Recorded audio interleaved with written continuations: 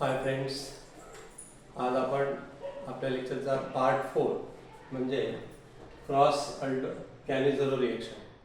Part 1 मध्ये आपण aldol condensation, part 2 मध्ये सिंपल क्रॉस, पार्ट 3 मध्ये आपण कॅनिझरो रिएक्शनचा सिंपल कॅनिझरो आणि पार्ट 4 मध्ये आपण क्रॉस कॅनिझरो रिएक्शनचं स्टेटमेंट विथ मॅग्नेटिझम की जो बोर्ड एक्झामसाठी 5 मार्कचा IMP क्वेश्चन आहे. ठीक आहे, चला बघूया. स्टेटमेंट आहे नेहमीसारखं सेम स्टेटमेंट आहे.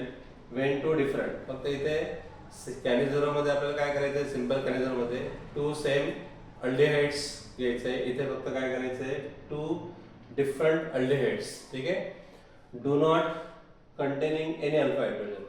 तुम्हाला माहिती आहे की कॅनिझरो रिएक्शनमध्ये असे अल्डिहाइड्स किंवा कीटोन्स आपण घेतो की ज्यांच्यामध्ये अल्फा हायड्रोजन नाही पाहिजे. राईट, फक्त टू डिफरंट अल्फा हायड्रोजन करायचं आपल्याला. Two different aldehydes do not containing any alpha hydrogen reacts with काय 50% KOH. ही एक दुसरी कंडिशन सांगितली मी तुम्हाला.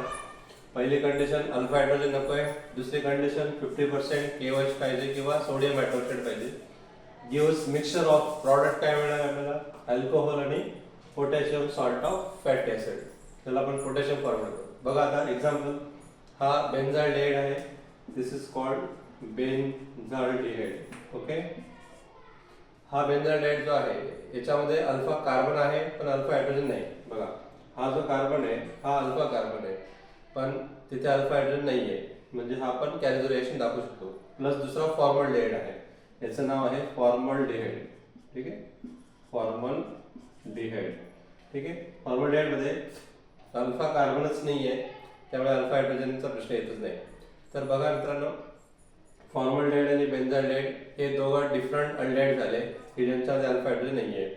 दोघांमध्ये 50% KOH किंवा 50% NOH आपण घेऊ शकतो. मी 50% KOH साठी म्हणजे पोटॅशियम हायड्रॉक्साईड साठी ही रिएक्शन दाखवली आहे. तर इथे हा हायड्रोजन जो आहे हा हायड्रोजन इथे अटॅक करेल आणि हा डबल बॉन्डचं काय होईल, सिंगल बॉन्ड होईल आणि तो O निगेटिव्ह या पोटॅशियम हायड्रॉक्साईडचा हा H काय करेल, ऍक्सेप्ट करेल आणि बेन्झीन CH2OH म्हणजेच बेन्झाइल अल्कोहोल तयार होईल. आणि हा जो OK म्हणजे ऑक्सिजन आणि पोटॅशियम जो आहे तो या HC डबल बॉन्ड O म्हणजे HC डबल बॉन्ड O ला अटॅच होईल. त्याला आपण म्हणतो HC डबल बॉन्ड OK म्हणजेच काय, पोटॅशियम फॉर्मेट आपण त्याला म्हणतो, की जो आपण सिंपल कॅनिझरो पण दाखवलेला आहे. तर मित्रांनो, हा IMP आणि 4 मार्काचा क्वेश्चन जो आहे तो आपल्यासाठी सिंपल आणि साध्या पद्धतीने आपण लक्षात घेतला आहे. ठीक आहे, तर कमेंट्स करा, लाईक करा, सबस्क्राईब करा आणि पुढच्या व्हिडिओसाठी सहकार्य करा. थँक्यू.